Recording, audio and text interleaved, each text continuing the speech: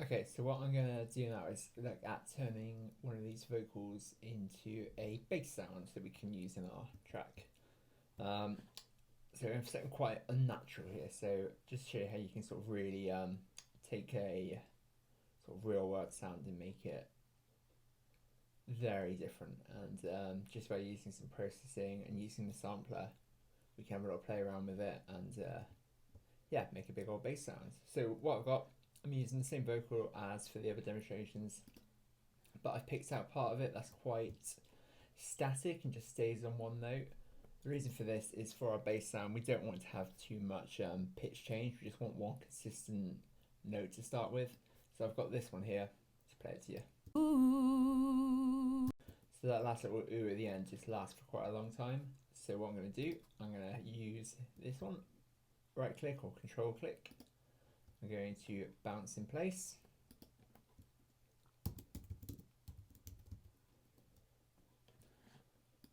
Let's call it Vox Bass.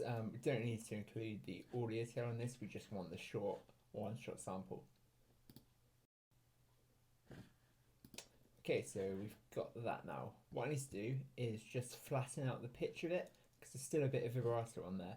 So what I'm going to do, I'm going to turn flex pitch on. So that is turned on with this here. And I'm going to pick flex pitch. Then when I open up, by double clicking, I can go to, again, the little flex icon. And it will show me that my note is a C, so that's useful. So when we put it to the sampler, we know what note to pick. But it's a little bit of wavering there, there's quite a bit of vibrato. So what I'm going to do, I'm going to click the note, put pitch correction on full, so it snaps bang on that C. And then as well, I'm going to go to this middle dot and put vibrato to 0. So I want it to be flat.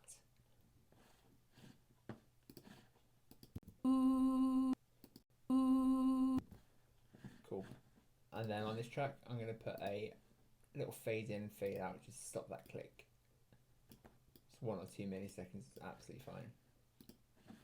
As a bit of an aside, if you don't see this flex icon, or some of the sort of the editing functions aren't available to you, you might need to turn on the advanced features. I think it's called. It's just under Logic Pro, and then you need to go to Preferences, Advanced Tools, and just make sure that Show Advanced Tools is ticked.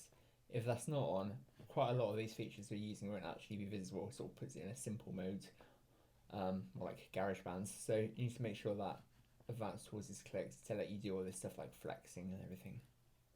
Okay, that's all in. So we flatten this note out, and again I'm going to right click and I'm going to just commit it, bounce it in place.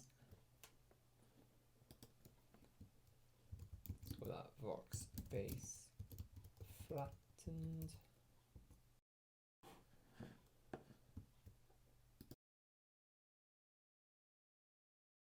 And then I can delete my previous one, I don't need it anymore. So we've now got this. What I'm going to do now is convert that to a sample track.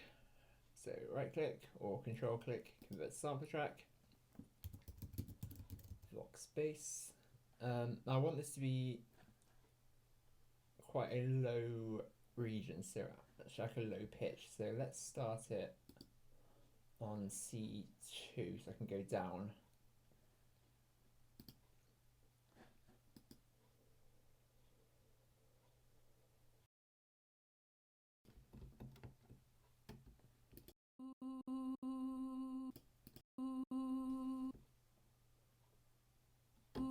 So I've got it there, just on my sort of middle key on my keyboards.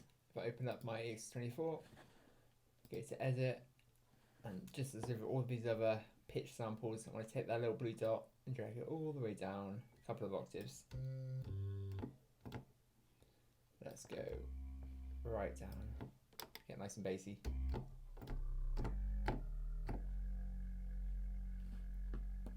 Cool. Now there's not much to stain on the note, but it almost doesn't matter because we are stretching it so low, it's going to last for longer anyway. Okay, back on the sampler itself, I'm going to put it onto monophonic. because I just want single notes. And I'm also going to turn the filter on, extra oomph. Got drive as well.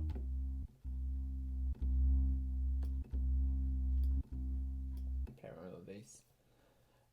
Again, if you want it to be even bigger, you can put a unison on. What that will do is it will double it up to play kind of multiples of the same wave.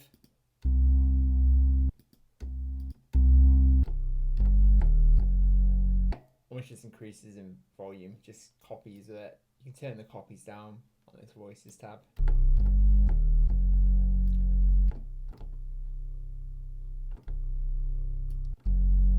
Let's do that.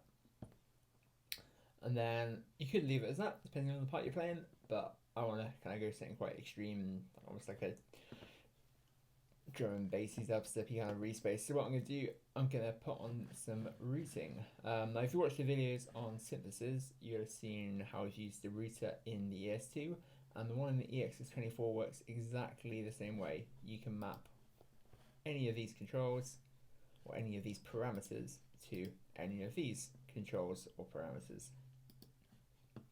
So what we've got, like a sample select on there, we don't need that.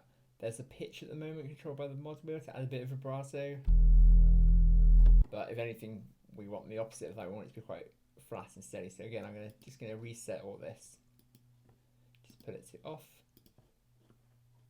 off, off. So just got it completely flattened, no modulation at all. And what I'm gonna do, I'm gonna pick filter cutoff as my parameter to adjust. And for my source, I'm going to pick an LFO. So a kind of repeating pattern. I can pull my modulation up as much as I want.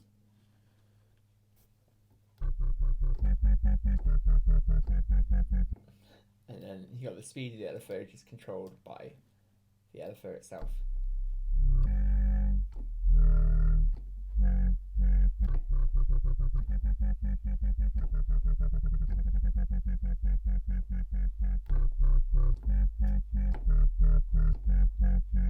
If I want to go even further, I can go to my LFO speed on the second modulation slot, and then let's have the source to be my mod wheel.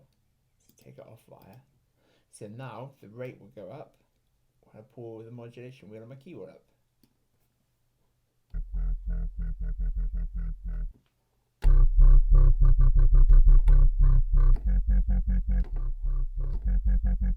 There's a little bit of velocity changing going on there depending on how hard I hit the keyboards. So what I might want to do is just, again, flatten that out. On this level here, this shows you the velocity that is active, the range of the keyboard. So at the moment it's quite a big velocity range. If I pull all the way to the top, every note will be full velocity. Take the volume down a bit now.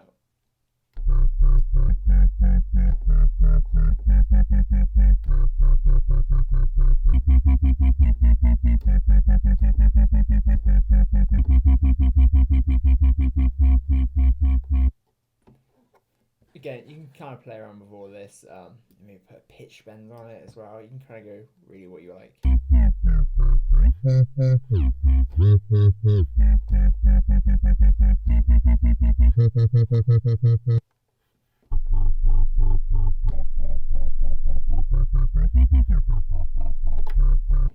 And just kind of have fun with it, really.